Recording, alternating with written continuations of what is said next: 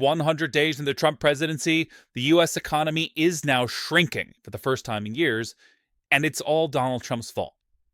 That may sound overly simplistic or unfair, but in this case, it's just really true, much truer than it usually is with presidents. Remember where we were before all this, right? The last administration, President Joe Biden, had to deal with this enormous set of challenges. Supply disruption that came out of the wake of COVID, and then inflation and the war in Ukraine, which spiked oil prices, and they managed to steer through the whole thing. Inflation came down as wages stayed high and unemployment neared record lows. They ended up with this kind of Goldilocks, not too hot, not too cool economy, a very difficult trick to pull off. It never went into recession, something so many people on TV kept saying was coming right around the corner over and over and over. And the upshot of all this was that Joe Biden handed Donald Trump an American economy that had gone through unbelievable turmoil and had emerged as the global growth leader. Donald Trump took office on January 20th with yet another sweet inheritance. Honestly, Trump is inheriting a strong economy. It's not like, a President Trump comes in and has to rebuild a broken down economy in his own way. The setup's great, right? I mean, Trump is inheriting an economy, both a market economy, so the Wall Street economy looks good. Obviously, we're talking everything's up. The Main Street economy looks good. Stay the course, folks. We're going to have the best economy of any industrialized country. If it were a movie, this Economist magazine cover from last October would have been the kind of movie poster. America's economy, the envy of the world. And again, all Donald Trump had to do was just not screw it up. But he's really, really intent on screwing it up. So today, we got this big flashing warning sign, which is that the American economy contracted, meaning it shrank. The nation's GDP, all the goods and services we all produce, the total value of the economy, it shrank in the first quarter of this year by 0.3%. Now, I should say, it contracted for somewhat weird reasons in terms of the technical measures of how this happens, how GDP accounting works, right? A huge part of driving this contraction number was that Americans actually massively increased, counterintuitively, our imports from other countries. Our trade deficits went up because, why? Well, because everyone's scared of higher costs and emptier shelves from the tariffs. Okay, but again, that's not some act of God. It's not a pandemic. People are behaving that way because Donald Trump has started this wildly destructive trade war, which is likely to continue to cost enormous amounts of growth and jack up prices on all imported goods and possibly pitch the economy fully into recession. A new worry is that Trump's import tax will be a nightmare for Christmas. That's because supply chains take a very long time to materialize. Retailers are even ordering ahead for the Christmas season. And toy makers and retailers are now pausing orders for the winter holidays. 90% of America's Christmas goods come from, yes, you guessed it, China. Barbie dolls, things like that, China. And if you're waiting for jolly old St. Trump to save Christmas, listen to this. Mr. President, when will you speak to President Xi of China?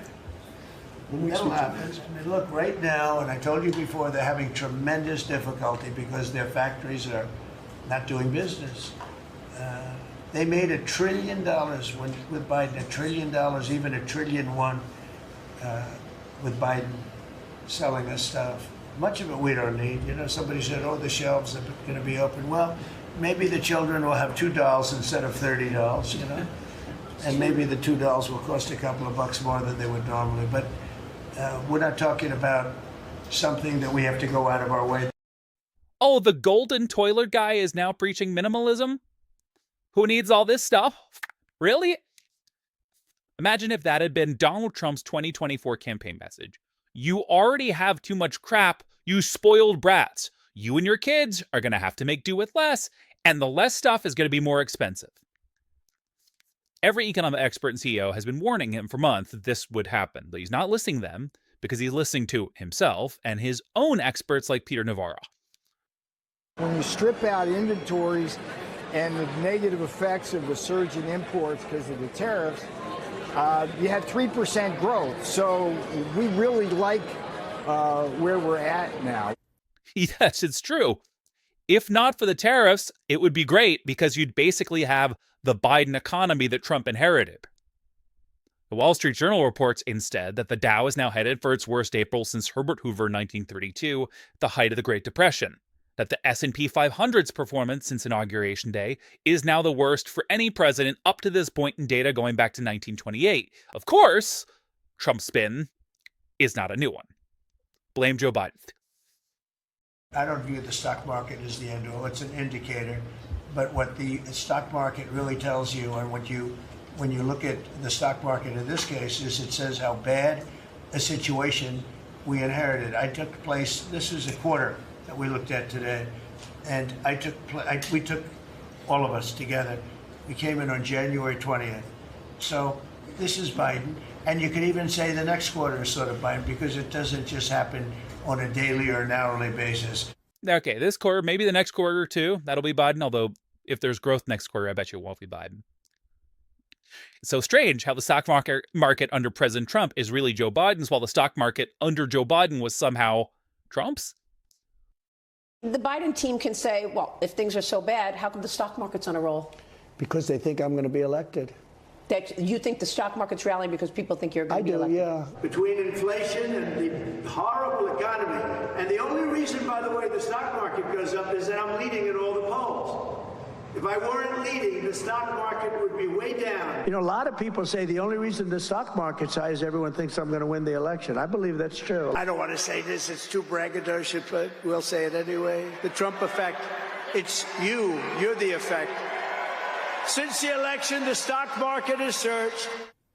So credit where credit's due. This is Donald Trump's economy now. It really is his. He truly owns it. The stock market went down because of what he did. Again, this is genuinely pretty rare for presidents, right? When presidents get praise or blame for the economy, but they don't affect it in the tangible and immediate way that Donald Trump has done so. Economic growth in America is now negative because of solely what Donald Trump and Donald Trump alone did. Not even anything that Congress did, because he did it unilaterally. And all he had to do was nothing. Just build on the economy he had inherited. And he chose to squander it instead.